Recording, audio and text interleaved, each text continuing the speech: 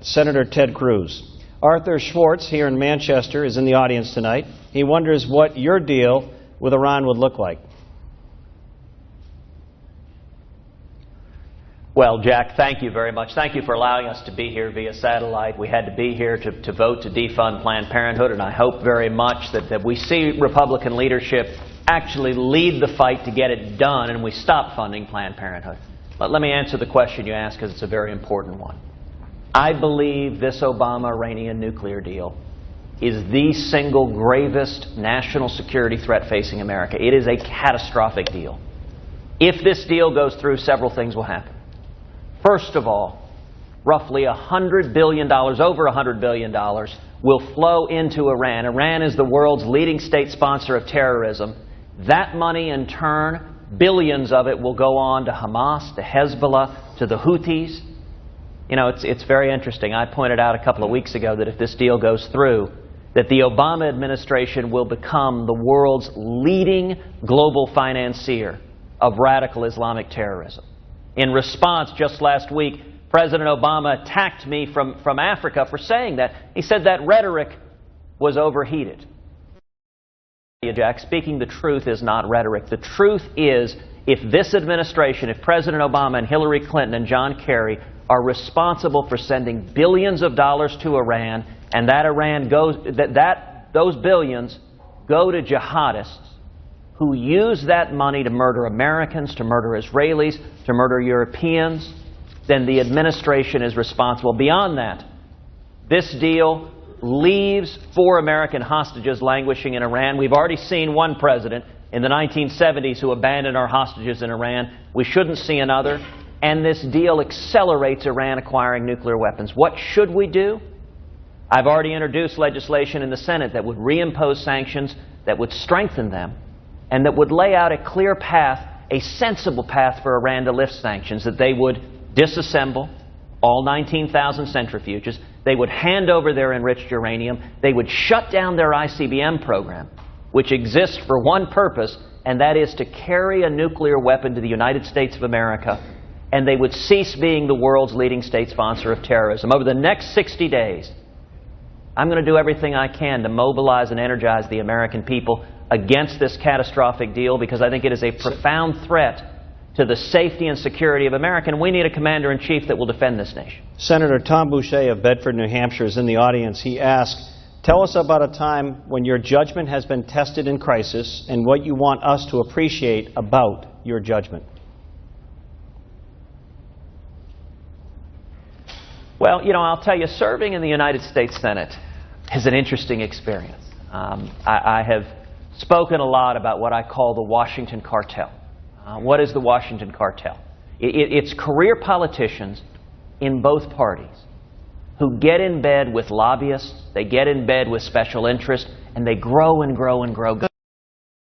You know, the American people are frustrated. They're frustrated because we keep winning elections. In 2010, we won the House. In 2014, we won the Senate. And we don't have leaders who follow their commitments. And I'll tell you the sad reality. My time in the Senate, what I've tried to do more than anything else is 2 things. Tell the truth and do what I said I would do. Stand against the Washington cartel and stand for the 27 million Texans I was elected to represent. Now, when you do that, they beat the living daylights out of you. They smack you in the press. They come after you on every front. When you stand against the cartel, Democrats attack you, the mainstream media attacks you, Republicans attack you. But the only way we're going to turn this country around, stop the spending that's bankrupting our kids and grandkids, stop the abuse on our Constitution, the abuse on our liberties, is with a leader with a demonstrated history of standing up to the Washington cartel. It's not easy. But, you know, Jack, we've seen it before. We saw it in 1980. Ronald Reagan, the Reagan Revolution, with the American people at his back, stood up to the Washington cartel and turned the country around. That's what I've tried to do every day. It's what I intend to continue doing, and it's what I will do if I'm elected president. Thank you, Senator Cruz. We'll see you in New Hampshire soon. Would you agree that Republicans indirectly in Congress might have been blamed for the Affordable Care Act because they didn't come up with a solution sooner for the sliver of Americans that did not have health insurance? Had they, maybe Obamacare never would have been passed. I want to know your thoughts on that. And are there any parts of the Affordable Care Act that you think are worth keeping? Well, there's no doubt we need common sense health care reform, and it's something you're seeing a lot of Republicans talking about ideas. I think health care reform ought to expand competition, it ought to empower patients, and it ought to disempower government bureaucrats from getting in between us and our doctors. I think the best way to do that, 3 concrete ideas, are number 1, allowing people to purchase health insurance across state lines so that you can have true national marketplace and low-cost catastrophic health insurance. Number 2, as Dr. Ben Carson talked about very effectively, expanding health savings accounts so that you can save for more routine health needs. And number 3, working to make health insurance portable, delinking it from employment so that if you lose your job, your health insurance stays with you. Every one of those empowers the patients. You know, Obamacare has been a manifest disaster. The state of New Hampshire, insurance companies have put in this year for premium increases of 51%, in Iowa 30%, in South Carolina 33%. Millions of Americans have lost their jobs, have lost their health care, have been forced into part-time work. And I'll tell you, I've been proud to lead the fight to stop Obamacare in the United States Senate against the Washington cartel. And there are a lot of politicians in Washington that have largely given up. They don't believe Obamacare can ever be repealed, including, sadly, a fair number of Republicans. I don't believe that. I intend to make 2016 a referendum on repealing Obamacare, and if I'm elected president, we will repeal every word of Obamacare, and we'll pass common sense health insurance reform to make health insurance personal and portable and affordable. Senator, you now have 30 seconds.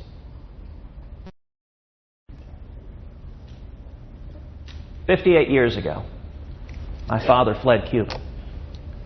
When he was standing on the deck of that ferry boat, looking back at imprisonment and torture in Cuba, he looked forward to the promise of America, to the incredible freedom that this nation provides. His story is all of our stories. All of us, the fundamental DNA of what it means to be an American is we are the children of those who risked everything for freedom.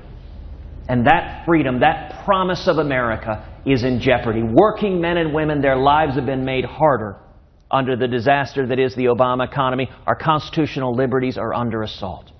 I believe in America. And if we can believe again, if we can come back to the free market principles and constitutional liberties that made America great, we can turn this country around.